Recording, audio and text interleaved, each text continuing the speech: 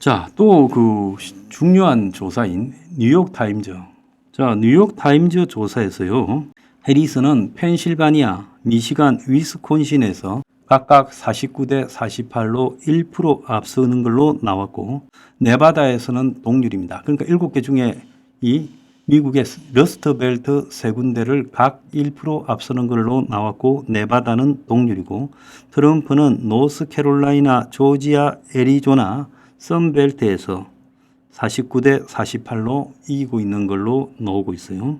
그러니까 러스트벨트에서는 해리스가 각 1% 이기고 있고, 또 선벨트에서는 지금 트럼프가 각 1% 이기고 있고, 중간에 있는 네바다에서는 지금 동률로 나왔다는 거예요. 그래서 이걸 보면 해리스가 러스트벨트 세 군데만 먹어도 되기 때문에 해리스가 이길 수 있는 조사가 나오는 거예요.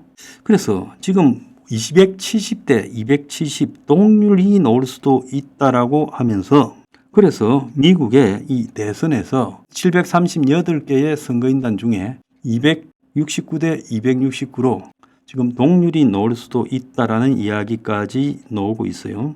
그 경우의 수도 3개가 된다는 거예요. 자, 그러면 지금 미국의 대선 양상은 나머지 지지나, 자, 미국의 대선 양상은 전국 지지율이 어떤가 이런 거는 의미가 없다. 그러면 7개의 지금 경합주인데, 자, 거기에 보면 리얼 클리어 폴리틱은 전부 7개를 다 트럼프가 이긴다 이래 말을 했지만, 실제 최근에 나온 조사를 보면 그러지 않다라는 거예요. 물론 전체적으로 추이로 보면 트럼프가 지다가 따라가서 역전시키다 이렇게 나오고 있어요. 그런데 이게 실제로 객관적인 근거가 있느냐라고 봐야 되겠죠. 7개 경합주는 미묘하게 조사마다 조금씩 다르게 나오고 그렇습니다. 어떤 조사에는 해리스가 이 펜실바니아에서 48, 트럼프가 48.3이라고 0.3 이기는 조사도 나오고 있어요. 그렇기 때문에 지금은 도저히 누가 이길지 알 수 없다라고 봐야 되는 거예요. 그런데 뉴욕 타임즈 조사, 블룸버그 조사에서는 해리스가 이기는 것으로 나오고 있어요. 자, 다만 ABC 조사에서 해리스가 적극 투표 의향청에서 4% 이기는 쪽으로 2%가 더 벌어졌어요. 한 달 전보다. 이것은 매우 고무적인 걸로 볼 수 있고, 특히 흑인 지지율이 급증하고 있다는 것도 고무적으로 볼 수 있습니다. 이와 관련해서요. 해리스가 지금 이 비욘세가 텍사스주 유세에 가담하고, 오바마와 그의 부인 미셸 오바마가 유세에 가담하고, 그러면서 흑인표 집결을 위해서 굉장히 노력하고 있어요. 최근에는 펜실바니아 흑인 교회를 일일이 찾아다니면서 지금 표심을 잡으려고 하고 있어요. 자, 그래서 적극 투표 양청에서 ABC 조사에서 해리스가 4%로 지지율 격차를 늘린 배경에 흑인과 히스패닉의 표가 해리스 쪽으로 돌아왔다고 ABC 방송이 지적하고 있어요. 잘 돌아오지 않다가 막판에 흑인 표가 결집되고 있다. 자, 히스패닉에서 트럼프와 해리스의 격차가 22% 차이밖에 안 났는데 30%로 늘어났고, 흑인 지지율 전체로 보면 해리스가 90대 7로 압도적인 우위를 차지하고 있다는 겁니다. 그래서 지금 ABC 조사 이후에 해리스가 위기에 몰리다가 한숨을 돌렸다 이렇게 지금 이야기가 나오고 있어요.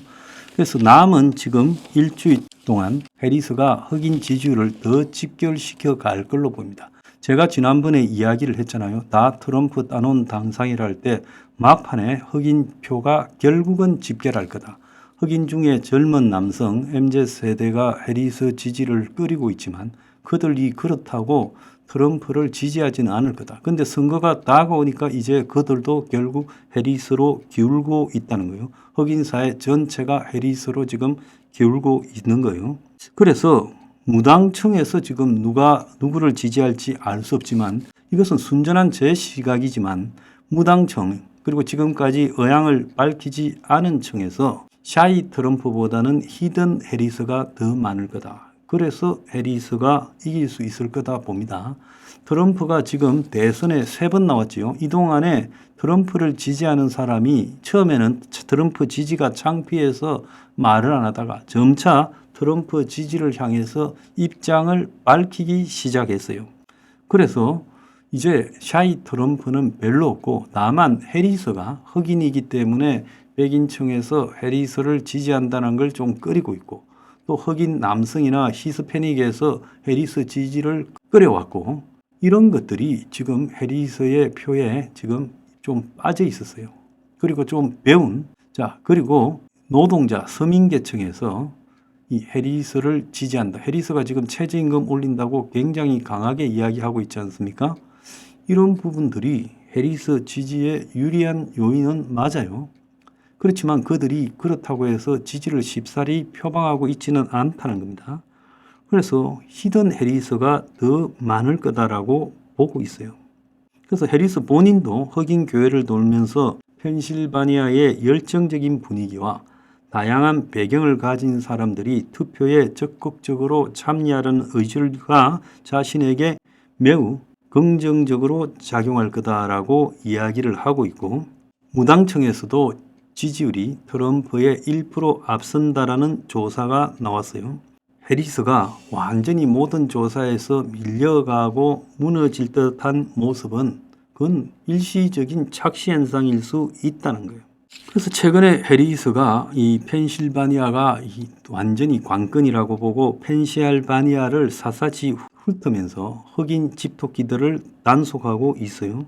그러면서 이제 이 Z세대, 즉 청년 세대에게 지금 이 나라의 미래를 원한다면 당신들이 트럼프를 선택해서는 안 된다고 이야기하고 필라델피아의 레스토랑 그리고 흑인 소유 서점 이발소까지 찾아다니면서 흑인과 라틴계를 설득하고 있다는 거예요.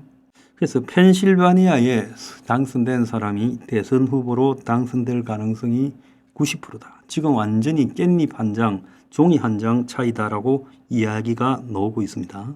2016년에 펜실바니아에서 트럼프가 승리하면서 대선 승리의 기세를 잡았고 2020년에는 8만 표 차로 바이든이 트럼프를 펜실바니아에서 이겼어요. 그래서 지금 이 펜실바니아의 전체 성향을 보면 필라델피아 같은 최대 도시에서는 압도적으로 해리스가 유리하고 외곽에 백인들이 사는 농촌 지역에서는 트럼프가 유리한데 흑인 표만 결집되어도 해리스가 이길 수 있다라는 지금 기대가 매우 높다고 보고 있습니다. 트럼프가 유리한 부분은 경제, 인플레이션, 중동 갈등 등인데 이번에 보면 이스라엘이 이란을 미리 이란 보고 폭격한다고 알려주고 군사시설만 폭격했고 이란이 재반격을 하지 않고 있어요. 그래서 중동전 문제가 미국 대선 전에 악화될 이유는 별로 없고 곧 며칠 뒤에 미국의 각종 경제 수치가 발표되는데 이것 또한 해리스한테 크게 불리할 것은 없을 것 같아요. 해리스가 유리한 것은 낙태, 의료, 민주주의 이런 부분에 대해서 해리스가 더 나을 것 같아 이렇게 보고 있습니다. 그래서 지금 마지막에 선거 포인트는 해리스는 지금 흑인의 결집, 트럼프는 관세, 세금 문제에 집중하고 있다 이렇게 봐야 됩니다. 참고로 미국의 억만장자는 81명이 해리스를 지지하고 52명이 트럼프를 지지한다 이렇게 나오고 있어요. 지지율이 열세라는 해리스한테 10월 대선 모금액이 트럼프에 압승을 하고 있어요. 해리스가 이번 달 10월 1일부터 16일까지 9,700만 달러를 모금했고 트럼프는 1,600만 달러를 모금했습니다. 그래서 해리스가 트럼프보다도 3배보다도 더 크게 이겼어요. 현금 보유량도 해리스가 트럼프보다 3배가 많아서 압도적인 우위를 보이고 있다는 거예요. 지금까지 민주당은 유로 미디어 광고에 1,764억을 썼는데 트럼프는 1,222억을 썼어요. 해리스 캠프의 잔여 계좌는 1,653억인데 트럼프는 500억만 남고 있다는 거예요. 이 부분이 앞으로 어떻게 작용할 건지도 우리가 좀 지켜볼 필요가 있어요. 그래서 미국 대선은 지금 7개 주. 그 중에 해리스가 우세한 게 북쪽의 3개 러스트벨트고 트럼프가 우세한 게 남쪽의 3개 선벨트고 중간에 네바다는 지금 거의 동률입니다. 여기서 이제 펜실바니아에서 해리스가 이기면 나머지 미시간, 위스콘신만 이기면 끝나버려요.